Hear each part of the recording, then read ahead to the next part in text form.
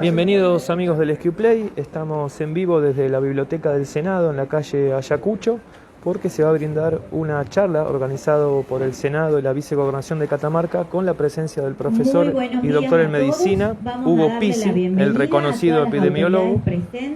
Vamos a buscar a la oradora que está haciendo la presentación. Al senador Vera, al senador Andrada, al doctor Pizzi, a las autoridades presentes, doctora Ivana Dorado, directora del Hospital Monovalente Dr. Malbrán, a la doctora Silvia Bustos, secretaria de Medicina Preventiva y Promoción en Salud, a la doctora Claudia Paladino, hoy diputada provincial, al doctor Enrique Severini, ex secretario de Salud, a los periodistas presentes y a los profesionales de la salud que hoy nos acompañan.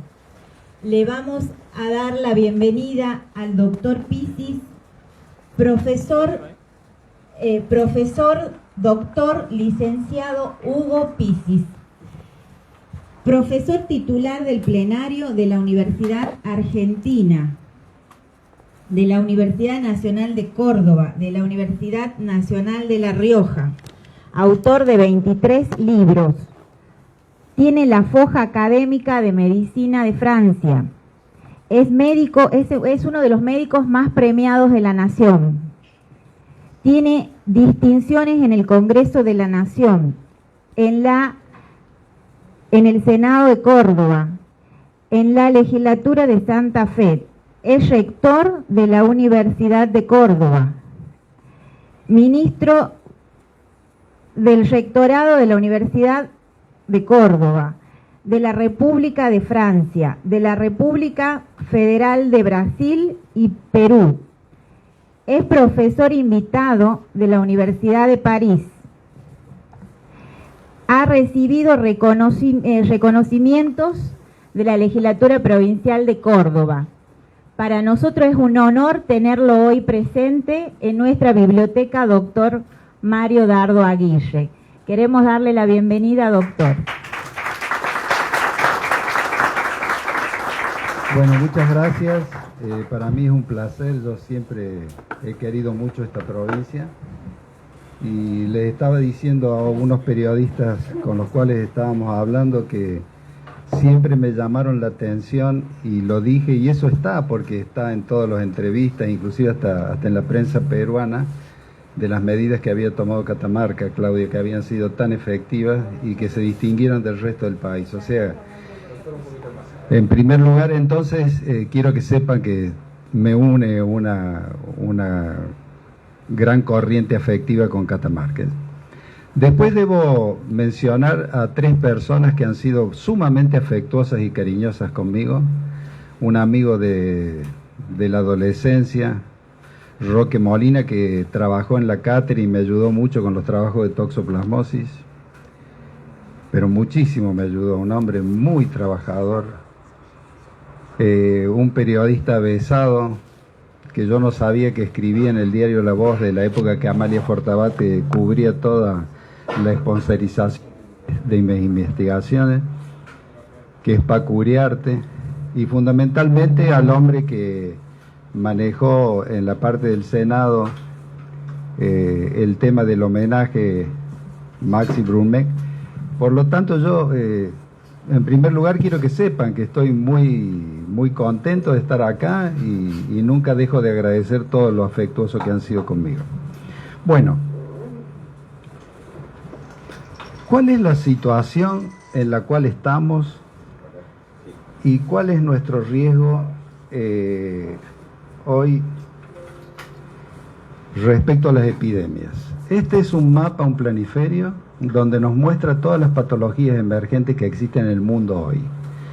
Quiero que sepan que hay 2 probables epidemias que pudieron ser totalmente anuladas, una en Filipinas y otra en China, que inclusive la de China nos trajo un problema geopolítico porque mataron, para poder anularla, 128 millones de cerdos, acabaron prácticamente con todas sus piaras.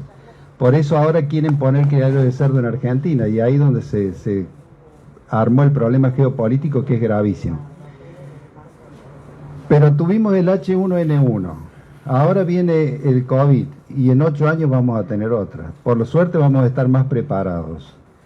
Pero el problema que realmente existe es que el ser humano está destruyendo el ambiente, el bosque nativo, le está sacando a los animales su hábitat, su nicho ecológico. Entonces los animales vienen y se acercan al ser humano, pero se acercan con sus hongos, con sus bacterias y fundamentalmente con sus virus. Es lo que sucedió en China. Sacaban los murciélagos de un lugar que en la escala zoológica tenían aproximadamente 90 tipos de virus diferentes y se los comían. Entonces eso nos va a pasar. Y los que viven al alejado de la ciudad o en un barrio privado van a ver que pasa un zorro, una liebre de noche, o que hay una lechuza que no tiene por qué estar la lechuza, o por lo menos rompen el bosque nativo, siembran soja para darle una idea, y de pronto la palomita esa que vivía ahí ahora ya está con las loras como una epidemia en las ciudades. O sea, atención con todo esto. El hombre es el culpable de todo lo que está sucediendo,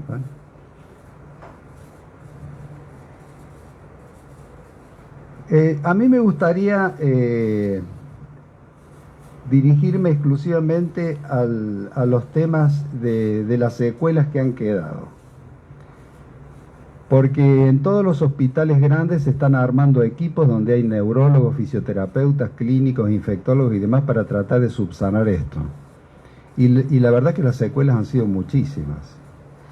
Y para todos aquellos que crean que los que pasaron la enfermedad sintomática no les quedó nada, les cuento un trabajo novedoso, estupendo, hecho por exalumnos nuestros como son ustedes, en Santa Fe, en la capital santafesina, el Hospital Cuye.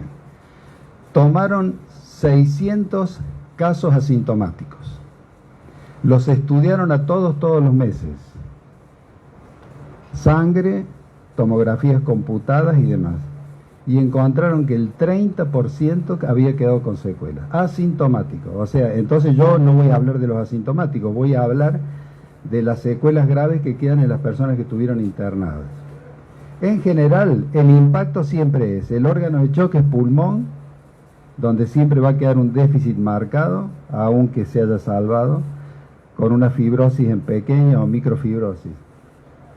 Corazón, que hay un cambio, los cardiólogos nos estaban diciendo del primer día, hay una arritmia, hay un cambio en lo que es el sistema de conducción, y fundamentalmente en cerebro, que es lo que más nos ha llamado la atención, y van a ver por qué. Bueno, estas son las microfibrosis de pulmón, esto ya lo conocen ustedes, y esta es la famosa neumonía bilateral, pero quiero pararme acá, que es donde menos la gente habla del tema este. Primero empieza, según la cantidad de días que estuvo internado, con un problema cuando le dan el alta de insomnio, de irritabilidad. Después sigue un problema de falta del don de la ubicuidad temporoespacial. Nosotros hemos tenido una funcionaria, una ex alumna nuestra, que por ejemplo superó el problema, salía, iba en su automóvil, tenía que estacionar porque no sabía dónde estaba, tenía que llamar por teléfono que la vayan a buscar. Entonces son cosas gravísimas, el cerebro no funciona como tiene que funcionar. Pero quiero que sepan que los casos más graves han terminado en demencia. Ustedes saben lo que la demencia es, no hay marcha atrás. Y hay casos de demencia en personas que han estado mucho tiempo internadas. Entonces es fundamental que sepamos que ahora vamos a tener que dedicarnos a hacer un inventario de todo el daño que nos ha hecho esta tragedia. Esta es una evaluación hecha en Europa sobre todos los aparatos que han sufrido o que van a tener alguna secuela, de una u otra manera. Yo no los voy a describir porque se los voy a dejar para que lo puedan tener, lo puedan estudiar. Pero quiero que sepan que está todo, síntomas generales, neurología, psicológicos, emocionales, problemas locomotores, respiratorios, digestivos, cardiovasculares, ORL, oftalmológicos, atención con la oftalmología porque puede entrar por el ojo, alteraciones dermatológicas, alteraciones de audición también, ¿no? Entonces atención con eso. Bueno, quiero hablar dos cosas de las vacunas porque en general, sabiendo que está la prensa, quiero que sepan porque ha habido tantos comentarios respecto a las vacunas que es fundamental. En primer lugar, hablo de la vacuna inglesa y les pongo a este señor que está acá.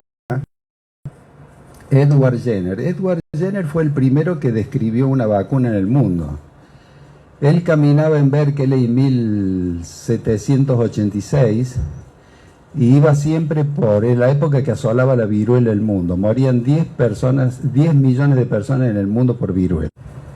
A esta mujer le pidió permiso, que era una ordeñadora, que él le decía siempre: doctor, a mí nunca me va a pasar nada, mire todas las pústulas que tengo. Le pidió por favor que le dejara sacar de su pústula material y ponérsela a su hijo de 8 años. Philip se llamaba el chiquito. Y ese es el primer acto de inmunización que existió. Él fue el descubridor de la vacuna antivariólica, y como fue hecha sobre las vacas, porque era viruela vacuna, de ahí viene el nombre de vacuna. Por eso se llama vacuna. Muy bien, Edward Jenner, feliz, acudió al Consejo de Médicos de Londres, el Real Consejo de Médicos de Londres, y dijeron: miren, he descubierto esto.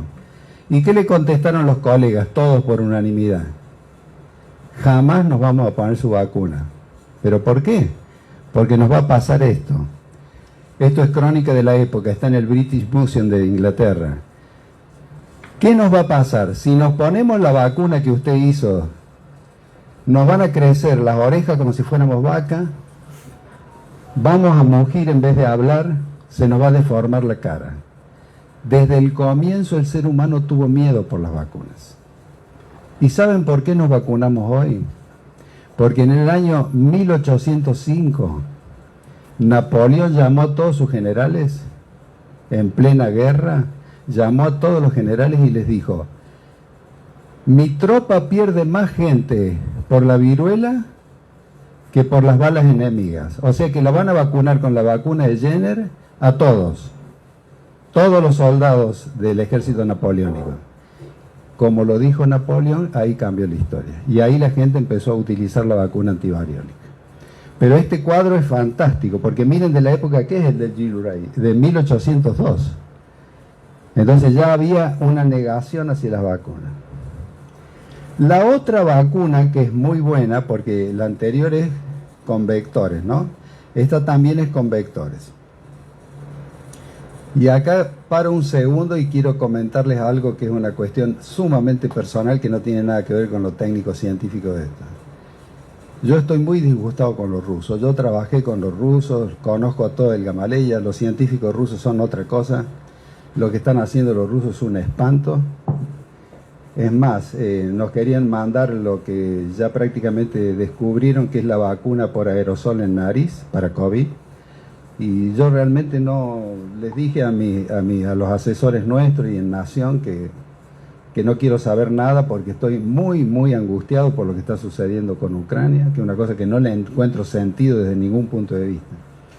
Pero sí tengo que decirle de que la vacuna rusa ha sido una de las mejores vacunas, y una de las que mejor nos ha dado resultado y nos ha salvado, también a vectores. La gran ventaja que tiene la rusa, que como son dos vectores diferentes, dos adenovirus diferentes, el índice de formación de anticuerpos ha sido muy, pero muy superior. Y esta fotografía que está acá es un poco para que conozcamos que Nikolai Gamaleya, que hoy lleva el nombre, esto es una fotografía antiquísima, mire que está Pasteur abajo. Nikolai Gamaleya ha sido el discípulo directo de Pasteur. Trabajó en París con Pasteur. Inclusive trabajó con Pasteur y le ayudó a la vacuna antirrábica y una serie de cosas. O sea que ha sido un hombre que dejó un camino científico maravilloso en Rusia. Y la vacuna, debo decirles que nos ha dado excelentes resultados. El otro grupo de vacunas, que son las ARN, que serían Moderna y Pfizer, salieron de la cabecita de esta mujer,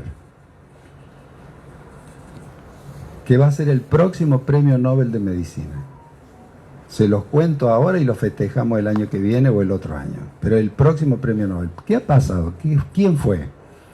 Este se llama Katalin Karikó, húngara. Vivía a las afueras de Budapest, en una casa con piso de tierra y sin luz, hasta los 17 años. Ahí quiso superarse lo que es el mérito, ¿no? Es importante el mérito. Nunca hay que dejar para nuestros hijos, para nuestros familiares el mérito. Entonces, ¿qué hizo? Estudió y hace 35 años que toca timbres en todos lados diciendo hay que hacer vacunas con ARN. Nadie le prestó atención. Únicamente ahora, con la tragedia que hemos vivido, donde murieron más de 5 millones de personas en el mundo, le abrieron las puertas y aparecieron estas dos vacunas que son estupendas. Pero nunca olviden Catalín Caricó, mujer, brillante y próximo premio Nobel. En cuanto a las vacunas chinas, dos cosas que hemos estudiado en la Universidad Nacional de Córdoba. Las hemos estudiado todas porque no conocíamos nada. Hay que ser honesto en esto. Nosotros cuando sucedió esto no sabíamos nada. Lo único que hicimos que nos pusimos en contra de la OMS desde el primer momento con que había que seguir usando el barbijo. Cuando la OMS dijo deje el barbijo, no, porque si era vías aéreas superiores era elemental. Eso era una cuestión de el manual de Estrada de 6º grado, o sea, no era una cuestión de la Facultad de Medicina. Entonces, la vacuna china fue estudiada en Córdoba y notamos que en el mes 6 empezaban a declinar suave y delicadamente la cantidad de anticuerpos. Por eso se decidió en la mesa nacional que a todos los que tengan 2 dosis de Sinopharm hay que colocarle una 4ª. Ese es el motivo.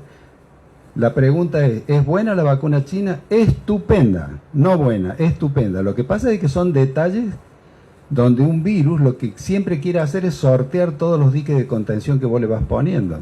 Y hoy, por ejemplo, hay un sublinaje Omicron 2 que nos está dando problemas en Corea del Sur, en 3 ciudades chinas, en Alemania y en Inglaterra. Inglaterra está muy comprometida, con muchas muertes hoy. Esto también se estudió en Córdoba. Córdoba, la universidad más antigua del país, 409 años cumple esta vez. Ha estudiado todo el tema de combinaciones. Y oh sorpresa, lo estudiamos porque no teníamos vacunas. No teníamos para completar la rusa porque no mandaban. Entonces había que ver cuál podíamos usar o no. Entonces empezamos a combinar.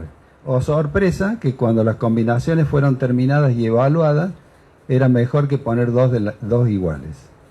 O sea que atención con esto, ¿eh? El que tiene 3 o 2 distintas y está preocupado, al contrario, tiene que estar desde hoy muchísimo más tranquilo. ¿Cuál es nuestra incertidumbre hoy? ¿Qué es lo que nos está pasando? ¿Cuál es nuestro futuro? Y no sabemos el virus qué va a hacer. Es impredecible, tiene una capacidad destructiva inimaginable y evidentemente puede darnos otra sorpresa. Lo que está sucediendo en los lugares que acabo de mencionar es muy fuerte, es muy contundente y hay cosas que nos llaman la atención. Corea del Sur trabajó formidable.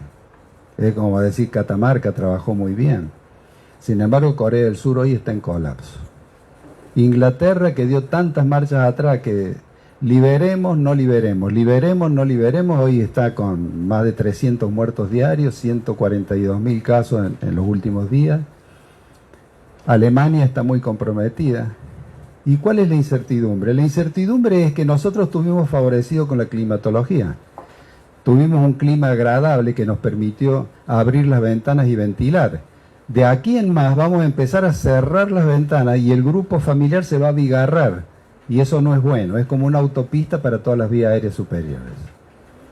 Entonces, cuidado con esto. Que podemos defendernos y bien. ¿Y cuál es la certeza?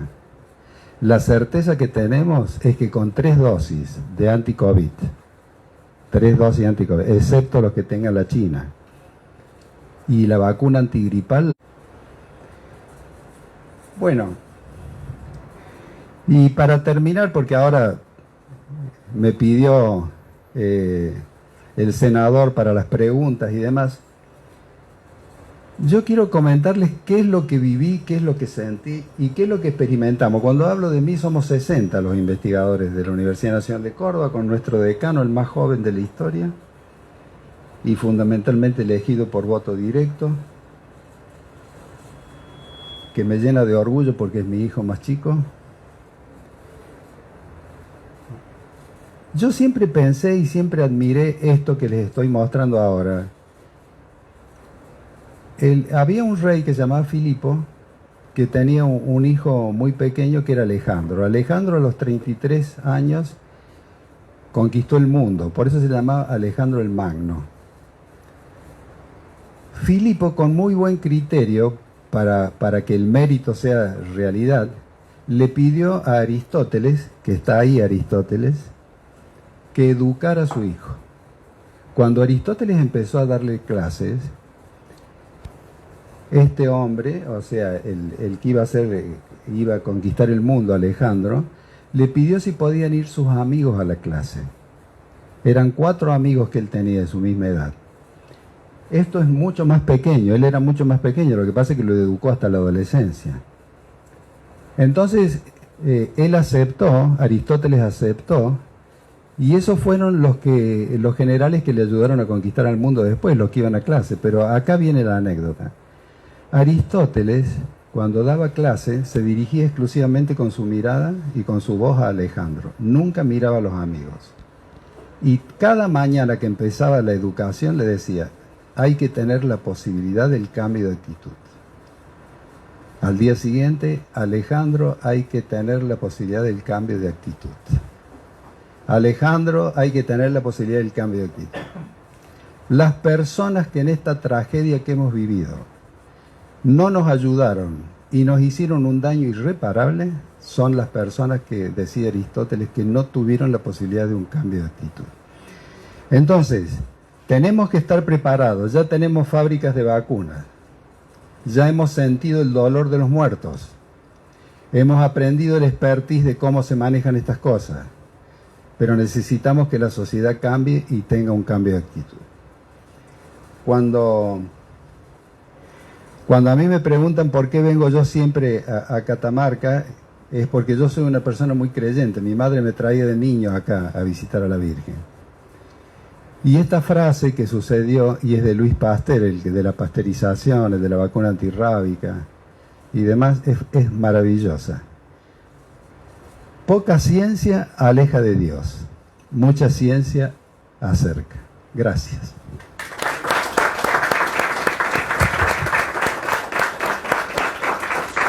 Esas fueron las palabras. Ahora a disposición para hacer las consultas, preguntas. Bien, doctor, para Radio Nacional Catamarca, consultarle, ¿no? ¿Cuál es la situación actual e incremento de casos es lo que se está detectando a nivel nacional? Nosotros, en primer lugar, hay cosas que no nos gustan porque están permitiendo muchas situaciones que no van a ser buenas, porque viene el invierno y tenemos 4 millones de personas que no tienen la segunda dosis en Argentina. Y tenemos 10.200.000 que no tienen la tercera dosis. Entonces, eso es una enormidad. Entonces, eso es uno de los problemas. Después, no hay que relajarse tanto. O sea, porque yo estoy viendo de que lo he visto en el hotel esta mañana. Y eso es una cosa que jamás me voy a olvidar yo. Que le tenga que decir yo al empleado, por favor dígale a esa gente, eran 5 que se servían y tiraban y hablaban con su saliva sobre los alimentos. Eso no es bueno. Hay un no es bueno. Entonces son detalles que pueden comprometer inclusive a la provincia, porque si de pronto tenemos casos de acá, casos de allá. Y la otra cosa que me llama mucho la atención, que a la suspicacia de mis queridos y ex alumnos a quienes los honro en este momento, de que hay un relajamiento que evidentemente me tiene preocupado. Yo no sé ustedes desde el punto de vista de gobierno cómo lo ven. Roque, ¿querés decir una palabra?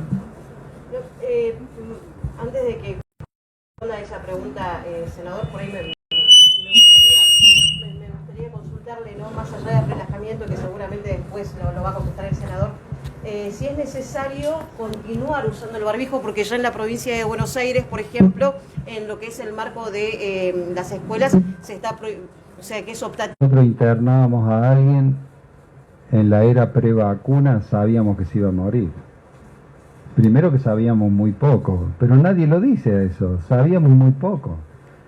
Y sabíamos que se iba a morir, y era desesperante cuando te tomaban el brazo de la cama y te decían, doctor, me salvo, llegan las vacunas.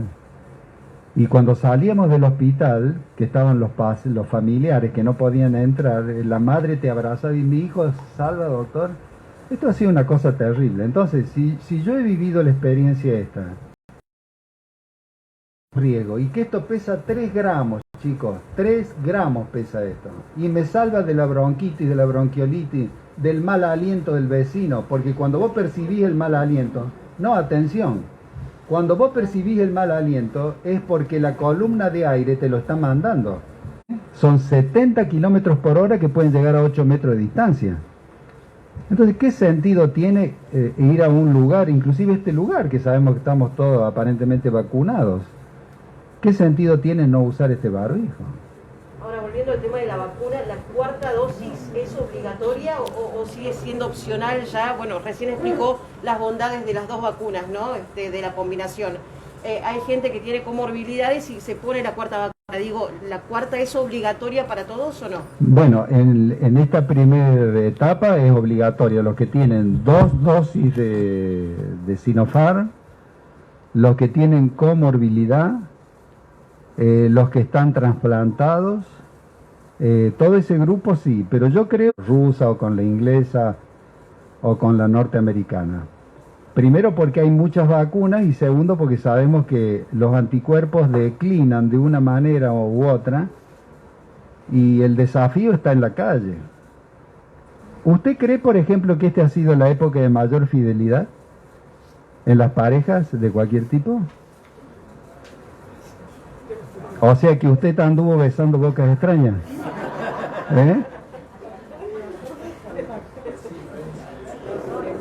No, contésteme, por favor, porque esto me da lugar para que... En algunos casos sí hay fidelidad y en otros para mí es muy relativo eso. No, pero es que como usted es periodista y es sagaz, a mí me gusta sacar conclusiones como para que yo pueda darlo en otra conferencia. Y tal vez no. Tal vez que no. ¿Usted cree que no? Le vamos a poner que no. Bueno, eso también es gente que no ayudaba. Yo recuerdo un congreso en Uppsala, en Suecia, hace muchos años, 82, 83, que todo el mundo estaba preocupado por otra epidemia, la epidemia del SIDA. Y se para un profesor sueco y dice, señores, ante toda la concurrencia internacional, el mundo empieza a transitar la fidelidad para toda la vida. Creo que 15 días duraron las palabras del sueco. Entonces, por eso es muy importante. Y la gente que besó bocas extrañas o hizo intercambio de fluido en plena epidemia nos han hecho mucho daño. Doctor, estamos en vivo para el SQPlay. Le quería preguntar sobre nuestra provincia en el comienzo de la pandemia, que fue la primera en implementar el uso del barbijo, después el doble barbijo, si esto fue fundamental para los números tan bajos de contagio y de mortalidad que tenemos. Lo he dicho en toda la prensa nacional e internacional, que Catamarca siempre era el orgullo mío porque estaban mis exalumnos. Entonces, ese fue mi orgullo porque lo he dicho y eso está escrito y eso lo puede buscar. Porque hoy en día, cuando queda, me gustó esa parte, me gustó inclusive hasta yo siendo un profesor investigador y demás, yo siempre creí también, porque soy muy creyente de que el manto de la Virgen los cuidó a ustedes más que a otros, estoy totalmente convencido.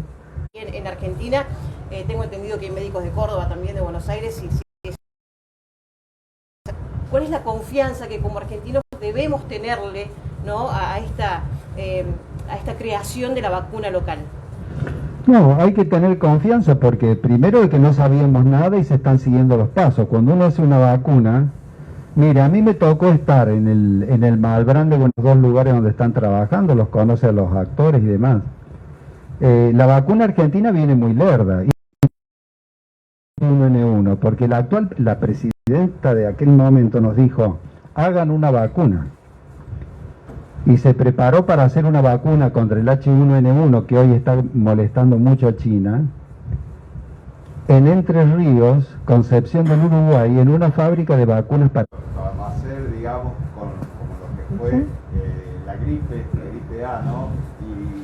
Y las mutaciones que vaya teniendo el virus a partir de ahora va a tener que ser un constante y un permanente, la vacunación, la prevención. Sí, mire, le digo más todavía, le voy a dar una primicia.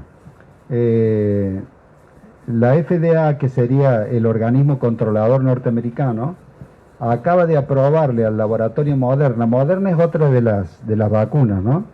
Le acaba de aprobar que para el año que viene en el mismo frasco ponga la antigripal más la anticovid. O sea... Sí, senador. Bueno, en mi caso quiero preguntarle en realidad a Rogelio Pisi, decano de la Facultad de Medicina, pero antes de eso, contarle, doctor Hugo, doctor Rogelio, que aquí están presentes la doctora Paladino, que fue ministra en la peor época de campaña, de pandemia. En esa peor época fue ministra de Salud y quien también se puso a cargo con todo su equipo en ese momento. Nos acompañan desde la actual ministra de Salud, que lamentablemente no pudo venir, pero me dijo, como yo, que fue alumna suya, que investigó con usted, y está la doctora Bustos y la doctora Dorado, secretaria de Medicina Preventiva, y la directora del hospital nuestro, Malbrán, que también nos acompañan, y la doctora Lagoria, que también es a cargo de la subsecretaría de Salud de la municipalidad. Pero también hay muchos que no conocemos el nombre, pero que han estado y que muchas noches los aplaudíamos, y creo que también en este momento se merece un fuerte aplauso todos por el gran trabajo que han realizado. Y la pregunta concreta, doctor, para el decano, es si la Universidad de Córdoba, la facultad, ha cambiado su estructura curricular, ha cambiado su metodología de enseñanza a través de tener tan cerca de la pandemia, y si ustedes han tenido este papel preponderante con los alumnos y con los nuevos estudiantes, donde realizaron encuestas, ¿cómo siente usted que fue este trabajo de la facultad y la importancia para todas estas investigaciones y el país? Bueno, en primer lugar, muchas gracias. Para mí también es un gusto estar acá. Hay muchas caras conocidas, amigos.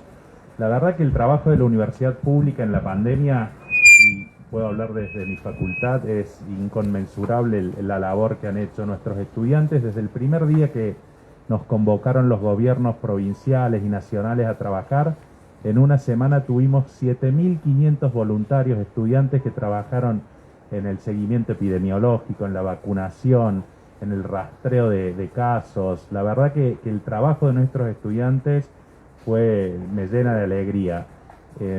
Eso es un poco porque ellos detectaron y supieron que ellos se formaron en una universidad pública, gratuita, y es devolverle un poco a la sociedad lo que ellos adquirieron a través de la universidad pública.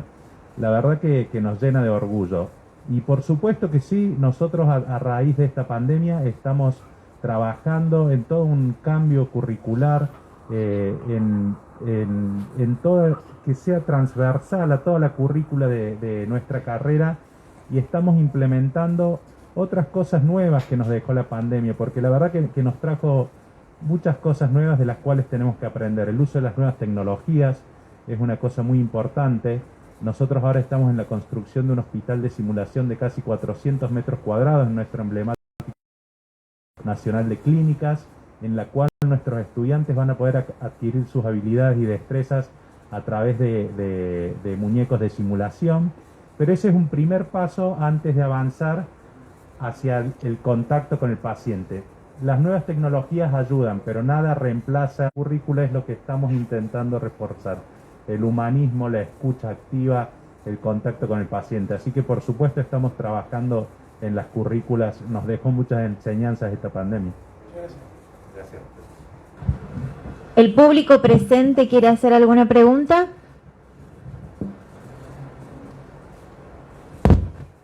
Entonces le vamos a pedir al senador Vera una palabra. ¿Hay pregunta?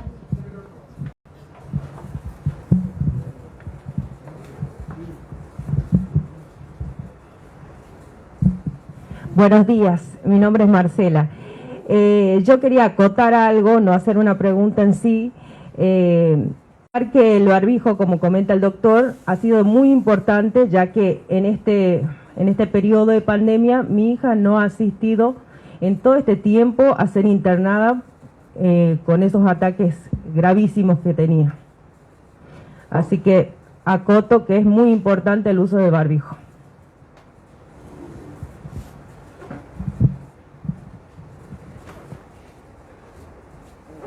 Bueno, ya para finalizar, agradecer en nombre de nuestra Cámara, del vicegobernador, y de los senadores en la deferencia que ha tenido tan prestigioso este médico en visitarnos, acompañado por el decano de la Facultad de Medicina de Córdoba.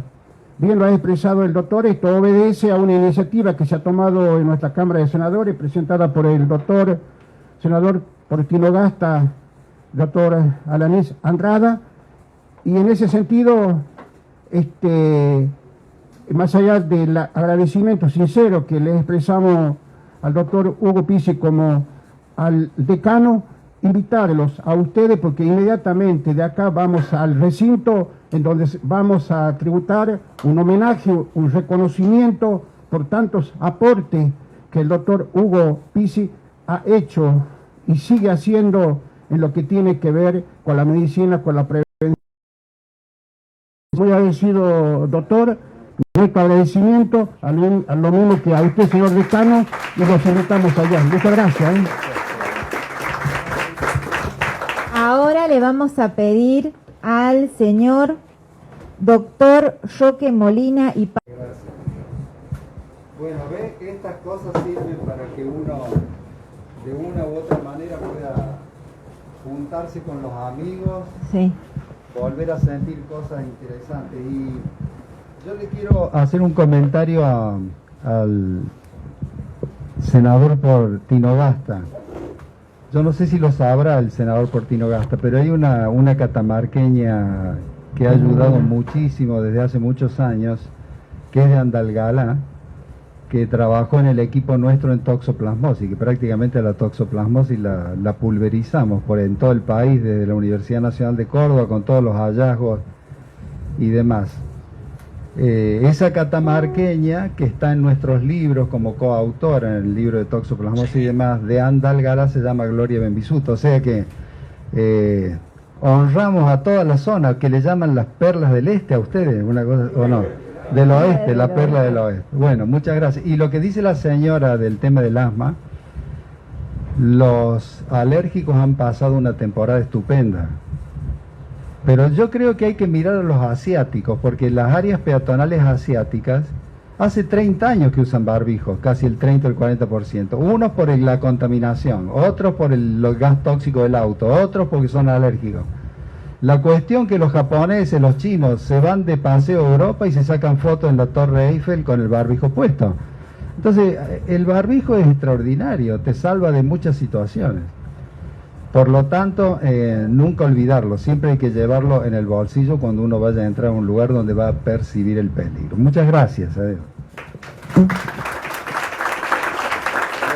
doctor, le vamos a brindar una zambita en el Día Nacional de la Zamba.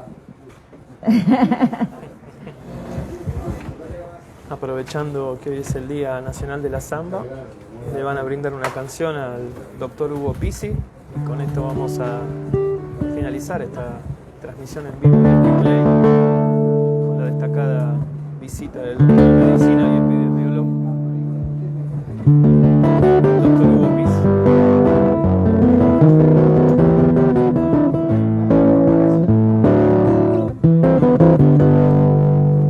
Permiso, me saco el barbijo.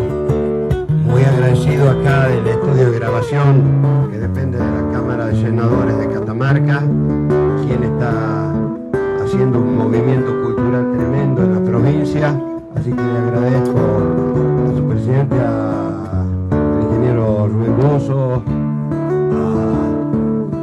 al presidente provisorio del Senado, que es mi compadre, siento orgulloso, Oscar Vera, a todos los senadores y a todos los integrantes de la Cámara, y al doctor, bienvenido y a todos los que están. Hoy es el Día de la Zamba, así que yo voy a cantar dos zambitas catamarqueñas, de autor catamarqueño, y me siento también orgulloso cuando lo conoce mi hermano, que es médico también, el doctor, así que bueno, bienvenido a Catamarca y a todos, gracias. Esta zamba de Manuel Acosta, mira. Lejos de Catamarca, sin más consuelo que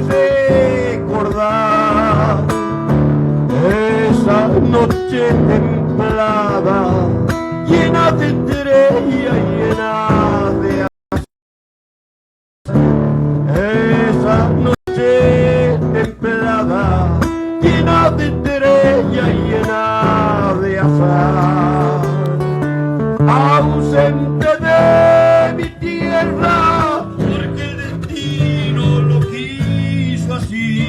Donde nací, noche de Catamarca, hermosa noche, noche de amor, perfume de azucena, de hierba buena, naranjo en flor, perfume de azucena, de hierba buena, naranjo en flor.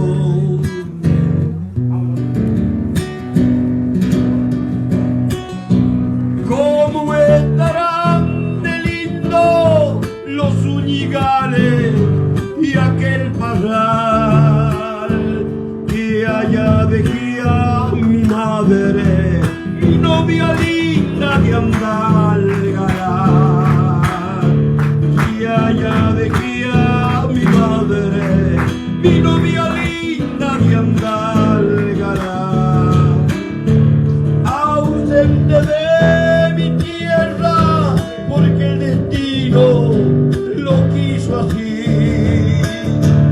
Quiero cantarte siempre, tierra querida donde nací. Quiero cantarte siempre, tierra querida donde nací. Noche de Catamarca, hermosa noche, noche de amor, perfume de azucena, de hierba buena, naranjo en flor, perfume de azucena, de hierba buena, naranjo en flor.